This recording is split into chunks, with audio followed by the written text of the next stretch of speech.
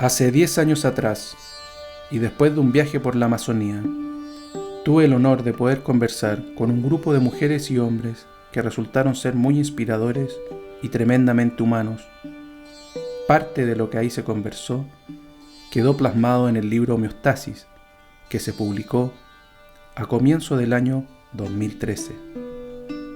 Hoy estamos viviendo momentos donde el dolor, la soledad y separación se han hecho muy presentes y hemos estado intentando sostener, quizás por miedo, un modelo de pensamiento antiguo basado en la individualidad, dualidad, rigidez, ignorancia y materialismo. ¿Quiénes somos?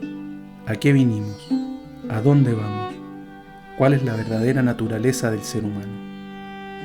Estas han sido algunas de las preguntas que muchos hombres y mujeres de la humanidad han intentado responder mientras la vida va sucediendo, poniendo sus tiempos, ritmos y necesidades. A 10 años de que se iniciaran las conversaciones del libro Homeostasis, quise celebrar ese proceso y conmemorar a quienes participaron en esta hermosa historia, volviendo a conectar con un grupo de mujeres y hombres, pero esta vez más jóvenes y con su energía en plena actividad y desarrollo. Nos juntamos en la intimidad de los jardines del monasterio de los benedictinos en Santiago de Chile, inspirados y resguardados por presencias espirituales superiores. Soy Felipe Monsalve y les doy la bienvenida a Homeostasis Live.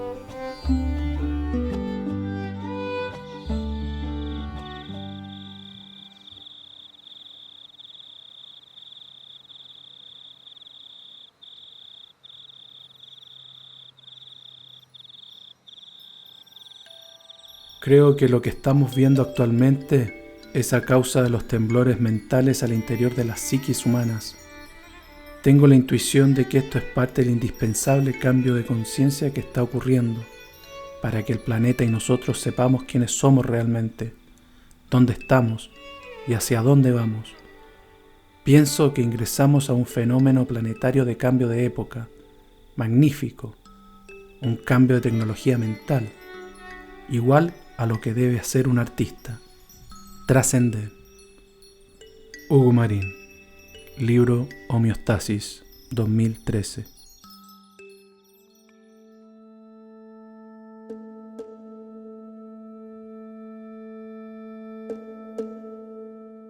Lo interno en el ser humano y lo que hay afuera es un mismo mundo, es una estructura, conciencia-mundo. Y esta desestabilización tremenda que nos ha producido la pandemia, piensa que es un factor, un virus que no vemos, que no olemos, que no sabemos distinguir, que no nos podemos ni siquiera imaginar, y que por primera vez pone en jaque a toda la especie humana, porque las otras pandemias fueron localizadas. Bueno, da la conexión que tenemos y la tecnología y todo, se expande, pero nos implica a todos los humanos, sin distinción. Por lo tanto, sentimos lo mismo, pensamos muy parecido, aunque seamos tan distintos. Y nos vemos obligados a confinarnos todos, ¿no es cierto?, por igual. Esa experiencia, esa es una experiencia. Se presenta, acontece a pesar nuestro y nos pone a todos en una situación similar. Nunca antes había pasado lo mismo con esta especie. Y te aseguro que las preguntas que yo me he hecho son las mismas que tú, o que tú, o que tú, o que todos. Nos hemos preguntado quiénes somos, no solo individualmente, colectivamente. ¿A dónde vamos, personal y colectivamente como especie? ¿Qué hacemos en este mundo que hemos destruido hasta estos límites? ¿Cómo podemos reparar? ¿Hay especies que podemos recuperar de las que ya han desaparecido o no? ¿O es irreversible? ¿Hay algo en nuestro estilo de vida que inmediatamente podemos cambiar para favorecer la vida con el entorno y con las otras especies? Esas preguntas básicas, que son las mínimas, yo creo que todo ser humano, hasta los niños se las han hecho. Sin duda los niños se las han hecho. Y el psiquismo, entonces, internamente está buscando una respuesta global, no solo personal. Porque no basta con que yo no me contagie. Si tú te contagias, nos contagiamos y estamos en riesgo todos. Lo mismo ocurre con la riqueza, que no se puede seguir acumulando, que no se puede seguir marginando a tantos millones de seres humanos de la posibilidad de sobrevivir, ¿no es cierto? Lo mismo ocurre con el saber, con la educación. Mira cómo nos ha puesto en jaque esta pandemia en el tema de la educación. O sea, hemos valorado probablemente más que nunca el rol de los maestros, de los profesores, que se ocupan finalmente de formar a los niños porque los padres no lo hacen. Bueno, todas esas cosas tan simples, o la labor de una enfermera, de un médico.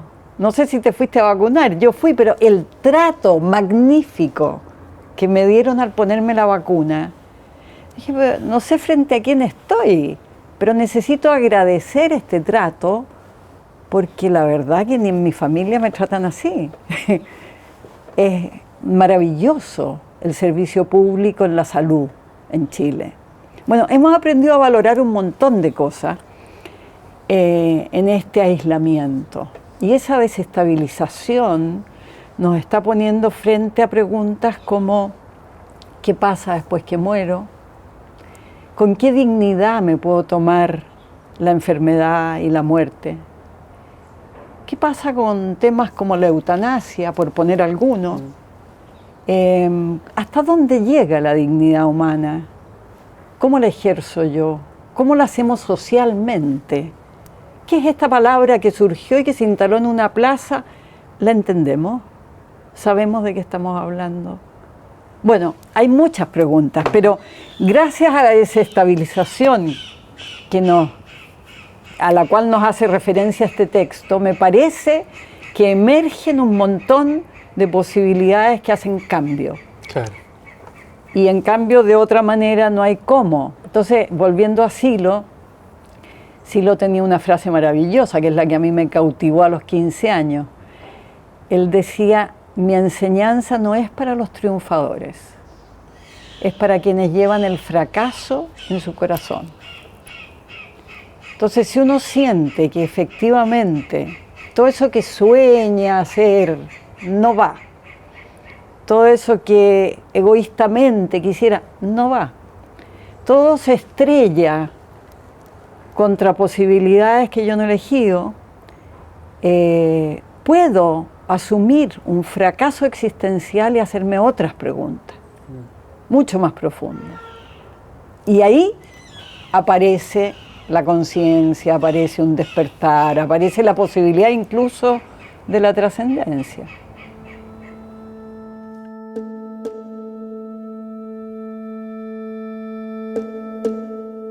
Primero digamos que efectivamente ha sido muy defraudante la manera, no solo en que acá, sino que en todo el mundo, casi todo el mundo, voy a hacer excepciones, se ha gobernado. Porque se ha gobernado al límite de lo democrático, pasando decretos y sin aprobación de las cámaras, sin discusión alguna, sin crear conciencia respecto de lo que estamos decidiendo. Se ha gobernado en la mayor parte del mundo en base a imposiciones y autoritarismos que son impensables en una democracia real. De todos los sectores, por lo demás. De todos los sectores. De toda la ideología. No, sin duda, sin duda. Salvo algunas pocas naciones curiosamente gobernadas por mujeres. Claro. Que han hecho otra política, que han sido amables, que han amparado como estados.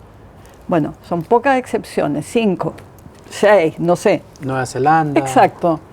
La misma Merkel, mira el trabajo que ha hecho, ¿ya? Sin ser de mi gusto, pero ha hecho un trabajo político de empatía que no hemos tenido en los demás gobiernos. Bueno, me parece a mí que en ese sentido la ciencia en este año ha hecho un trabajo fenomenal y la tecnología, porque piensa que en un año se ha detectado el genoma del virus, se ha visto cómo se transmite, se han explicado cómo cuidarse, se ha generado una vacuna, varias, y se la ha puesto a mucha gente.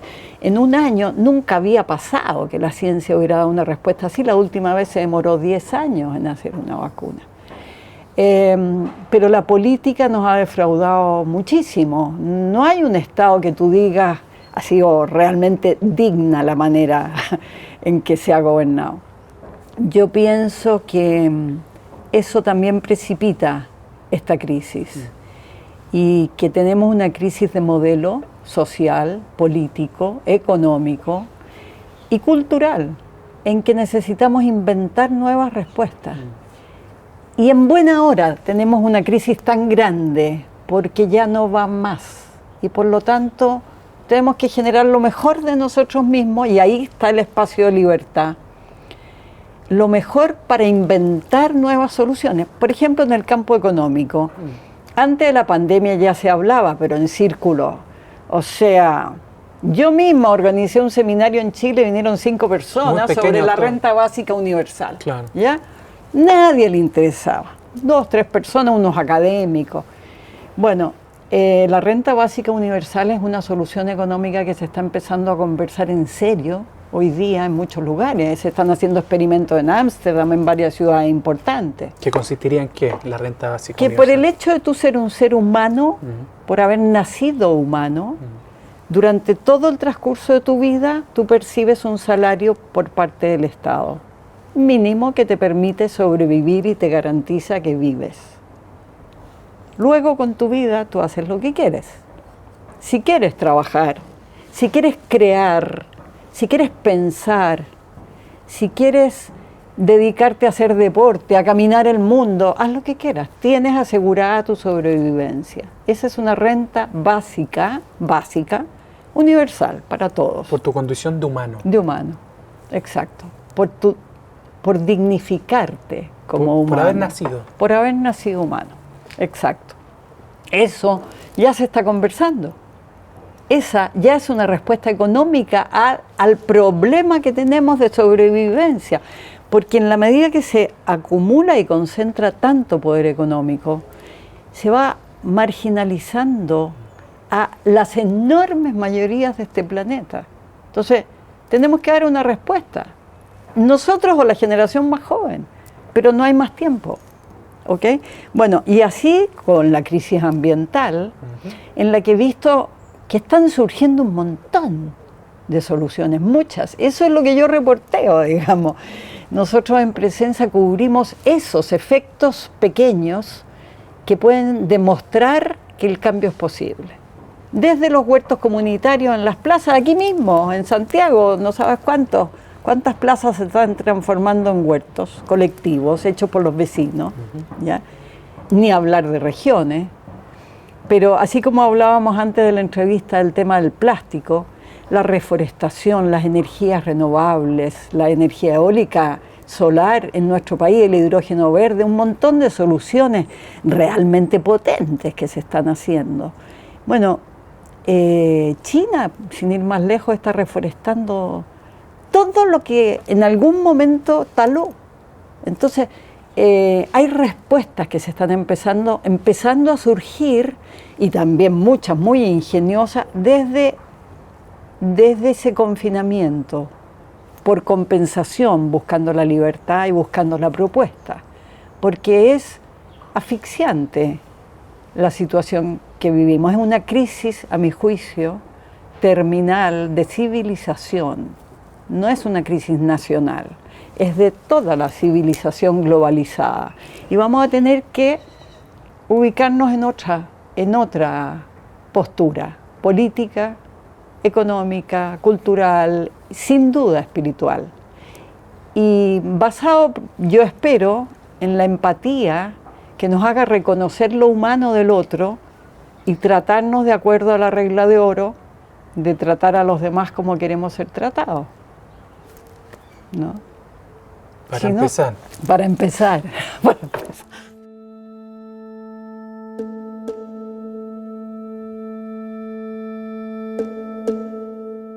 Yo creo que hay una responsabilidad enorme del periodismo, de la comunicación en general. Y nosotros, cuando digo nosotros, es la Agencia Internacional de Noticias, Presensa, ¿no? Hemos tomado una posición. Hemos tomado la responsabilidad de hacer un periodismo no violento. A través del periodismo, nosotros vamos filtrando qué relato dar, porque hacer una noticia es relatar algo que ocurrió, pero siempre que relato, tengo el filtro de mi visión, de mi mirada. Siempre que veo algo, está mi subjetividad de por medio. Entonces yo puedo, ponte tú el año pasado, ir a la marcha del silencio de las mujeres, que fue una cosa pero impresionante, en silencio total, millones de mujeres, miles de mujeres. Bueno, ese silencio lo puedo interpretar de un modo o de otro, según lo que me va pasando a mí.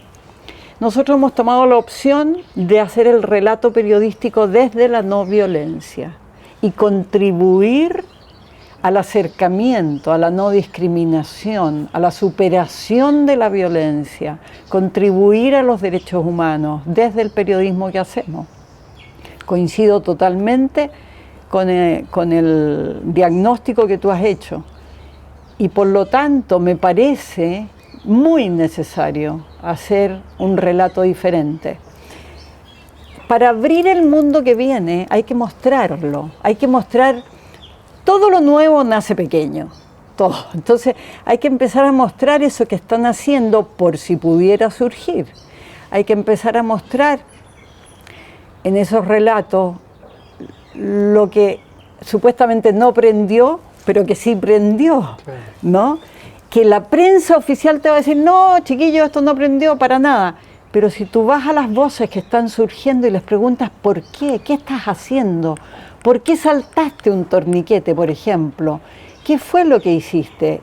Detectas en esa personita, en esa estudiante que lo hizo, detectas un clamor por un mundo diferente. Y eso tú lo puedes amplificar con los medios. Y pueden resonar muchos otros, y pueden pasar muchas cosas. Durante todo el 2019, nadie vio televisión de los que estaban en la calle. Sin embargo, estaban todos súper informados. Nadie vio televisión, porque la televisión te mostraba los 4 vándalos que habían.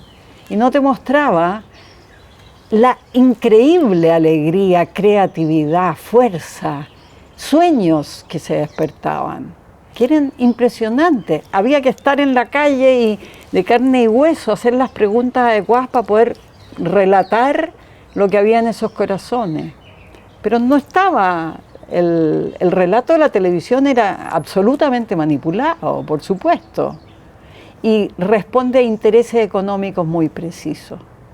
Nosotros justamente por eso, por hacer un periodismo no violento, somos voluntarios. No mezclamos el dinero con lo que hacemos, porque si no te terminas entregándote a ciertos intereses, ¿no?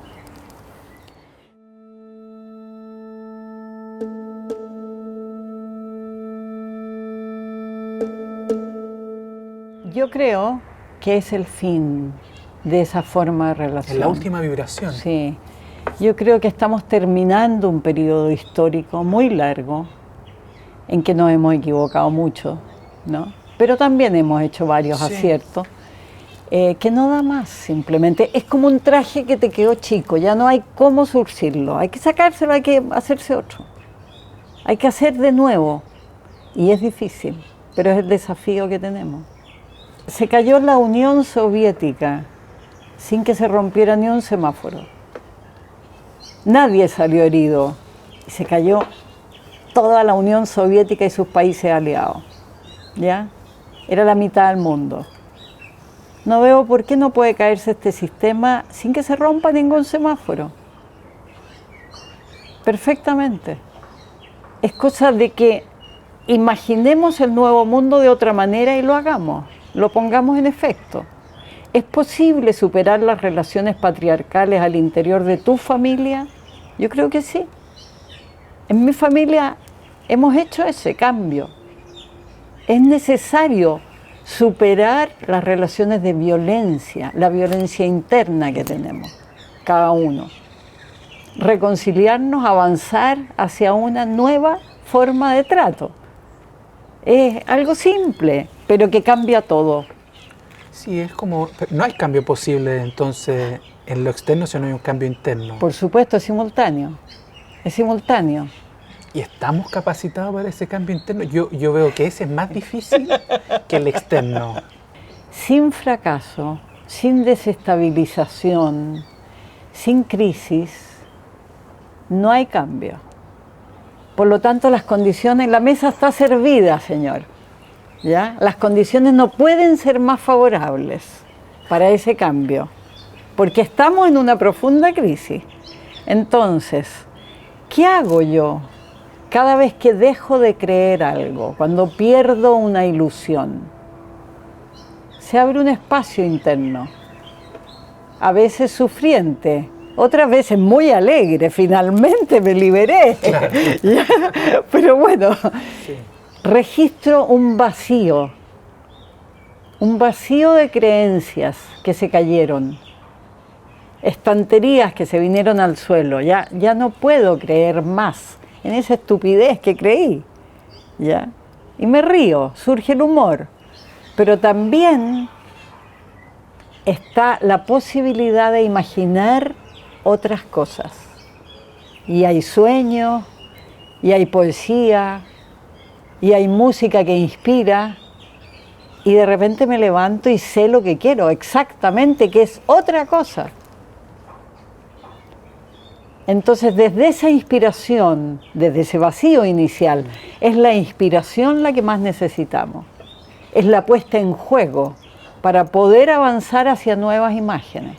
Yo me he preguntado mucho, ponte tú,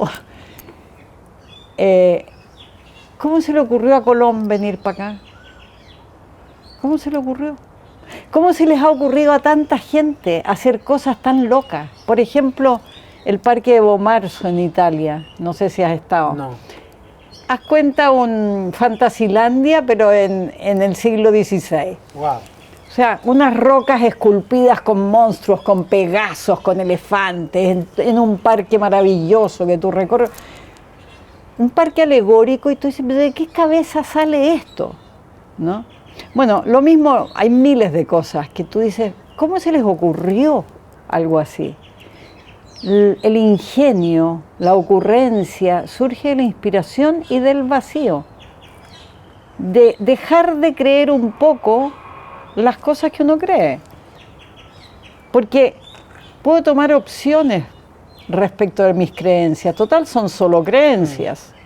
Entonces yo te puedo creer a ti, una persona buena, interesante, culto, o te puedo creer otras cosas. Puedo optar. Y de ahí van surgiendo posibilidades. Yo creo que en la medida que soltemos la idea de que esto es inamovible, vamos a ver todo lo nuevo que hay, que es mucho, que es muchísimo. Es increíble cuánta gente está haciendo cosas interesantes para aportar al mundo que viene. De otra manera.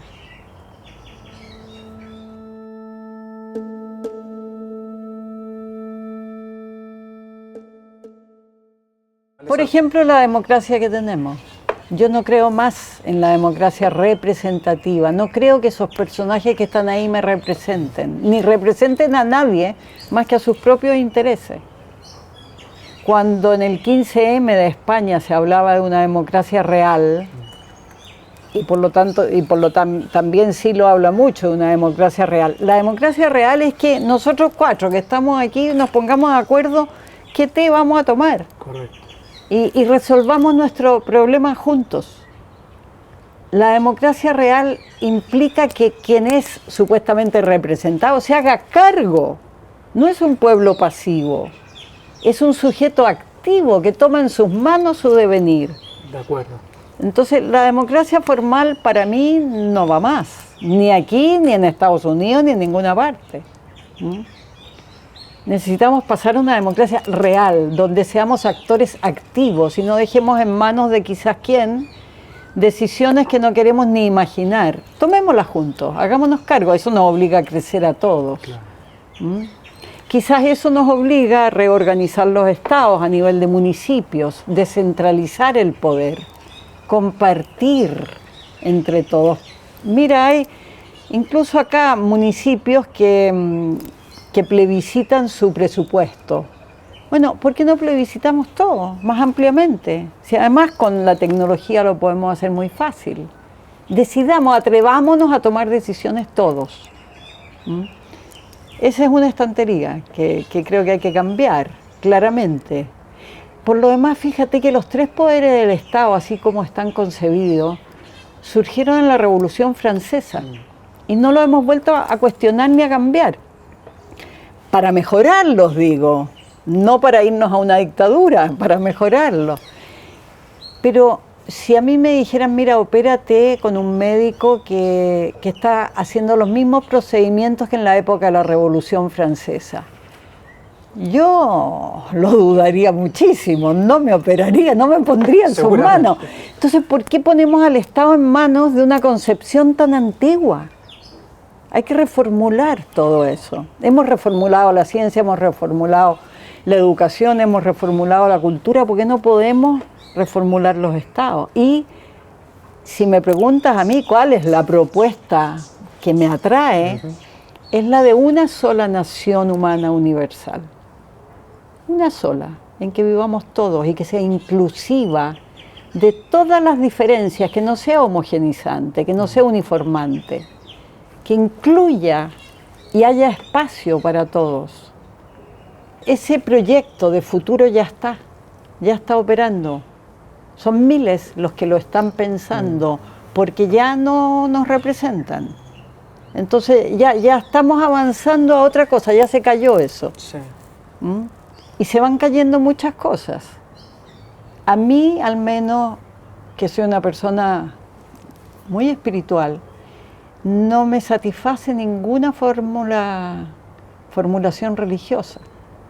Yo no comulgo en ninguna religión establecida y sin embargo diariamente practico una conexión con algo muy profundo y sagrado que también está en mí y en todo lo viviente. Entonces, ahí tienes otra estantería que se vino abajo. ¿Ah? Y que no da respuesta a este momento, pero hay una enorme espiritualidad en mucha gente, en mucha gente. Está bueno esto de las otras estanterías que se te han podido caer en este tiempo, aparte de la democracia y la religión. La economía, el neoliberalismo, ni hablemos, ¿no? O sea, no va más, ni siquiera me interesa hablarlo ya como tema, ¿no? ¿A qué tiene que dar paso en la economía, así como...? Por ejemplo, una renta básica universal, a dignificar la vida humana, a redistribuir la riqueza. Si la riqueza es fruto del desarrollo de todos, cae en unas pocas manos, pero no corresponde que quede ahí. ¿Y cómo cambiamos? ¿Qué hacemos con los grupos económicos? ¿Qué hacemos con las Yo familias creo que ellos y los también family están en office? esta reflexión, confío en que también están en esta reflexión. Confío que la pandemia nos pone a todos, y la muerte nos pone a todos en la misma situación. Entonces, ya que vamos a morir, ¿por qué no hacer las cosas bien? ¿Por qué no hacer la vida bien? Abrir la mano, soltar la mano, desposeer. Lógico. Bueno, hay cambios que yo nunca esperé y que han pasado ya. Por ejemplo, yo luché mucho tiempo, fui parte de la Marcha Mundial por la Paz y la No Violencia que recorrió el mundo buscando el desarme nuclear como primera prioridad. Y en ese momento no había por dónde imaginar siquiera, esto hace 12 años, imaginar cómo íbamos a desnuclearizar el mundo en términos de armas.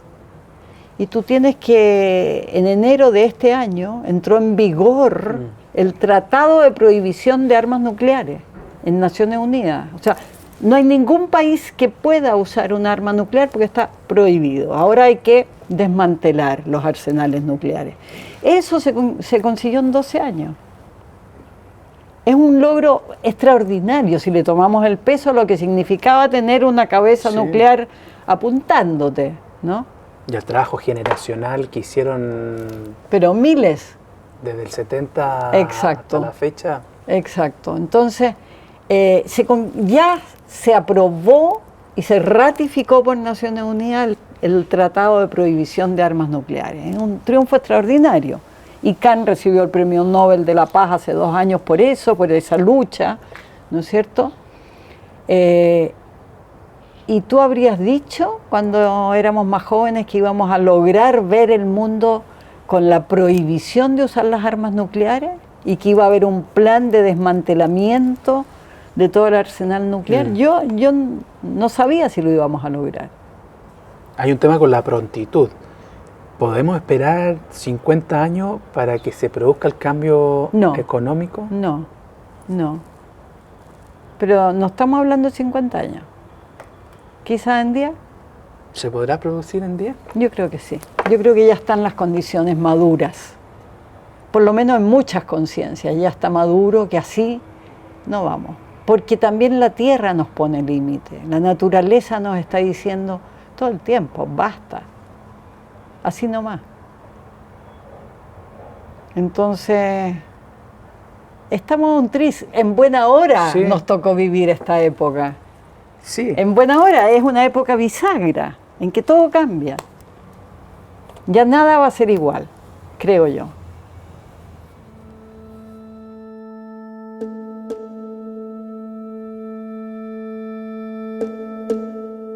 Cada quien tiene que buscar por dónde. Yo lo estoy haciendo desde las comunicaciones. Estoy tratando de poner la linterna y mostrar esos efectos, pequeños efectos de demostración que pueden crecer. Estoy alimentando lo que tiene fuerza para un mundo futuro, haciendo un periodismo insólito, realmente insólito. Por ejemplo, hicimos una serie ahora en marzo, del 8 de marzo al 8 de abril, sobre mujeres que se llama Constructoras de Futuro. Y estamos entrevistando solo a mujeres que tienen su mirada en el futuro, que están dándole con cosas de futuro. Lo voy a ver, ya.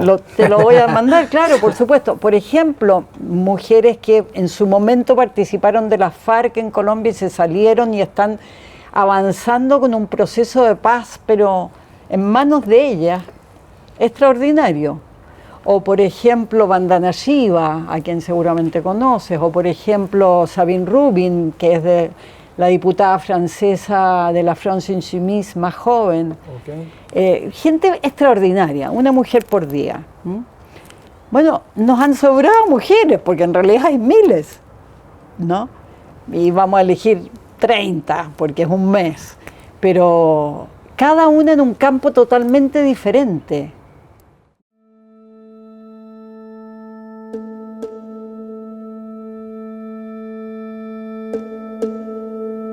Es difícil aspirar a un mundo no violento si no desactivamos la violencia internamente. Y para eso hay que emprender un camino espiritual. Reconocer en uno las señales de algo distinto, de algo sagrado, de algo extraordinario. Y reconocerlas fuera de uno también. El sufrimiento, como bien dices tú y Silo, es una opción mental, no hacia el dolor físico, pero básicamente el sufrimiento se produce por la memoria o por la imaginación. Entonces, si meditas un poquito, si tranquilizas la mente, la memoria deja de imponerse y la imaginación se tranquiliza. Claro. ¿Ya? Hay muchas prácticas que sí lo diseñó para esto, desde un relax físico hasta una meditación interior, y el trabajo con la propia energía, poder poner la energía donde la quieres poner, ¿no? Estamos en esta conversación y es interesante que salga bien, ¿no? Si fuera desvitalizado sería una lata, ¿no? Sí. Entonces ponerle tinca a la vida, Y eso constituye también, va constituyendo un poco esa canalización de esa energía, va constituyendo un propósito en la vida. ¿Cómo me aplico en el mundo? ¿Qué voy haciendo? ¿Y qué sentido trascendente pueden tener esas acciones? Porque lo que yo converso contigo va mucho más allá de ti o de mí, va mucho más allá de quienes nos vean. Las palabras crean realidades y producen cambios.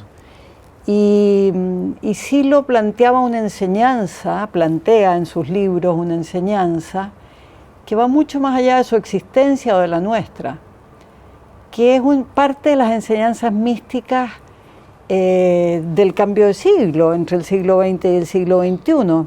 Entonces, es muy moderna su mística, es muy actual. Es una forma de ver que el mundo y uno mismo estamos en permanente interacción. Y ese sufrimiento se puede ir superando en la medida que construimos también adentro y afuera. Yo me aplico, como te decía, a tratar de avanzar hacia este mundo nuevo que me despierta una enorme curiosidad, ¿no? Pero también diariamente hacia mi interioridad, donde radica una dimensión que trasciende la existencia, que no termina con la muerte. Eso es muy importante para dar sentido a la propia vida. Y eso barre con muchos sufrimientos, el hecho de que la vida tenga un sentido. Entonces te diría, sí, mi vida es bien feliz. Está sometida a las circunstancias, obviamente. Esta pandemia me afecta como a cualquiera, pero me permite pensar en el otro también, no solo en mí. Me permite aventurarme a imaginar cómo lo vive otra persona. Y descubro que probablemente estamos todos en una situación muy similar, muy similar. Y eso me parece extraordinario, me parece magnífico. Y me abre la puerta a una humanidad entera, también a través de mi propia interioridad, ¿ves? Muchas veces me siento un poco un puente. Y la enseñanza de Silo ha sido para mí un camino que he ido nutriendo con muchas cosas, pero un camino muy referencial en estos tiempos de tanta confusión. Me parece que los maestros muestran antorchas, muestran faros, luces importantes en épocas tan confusas.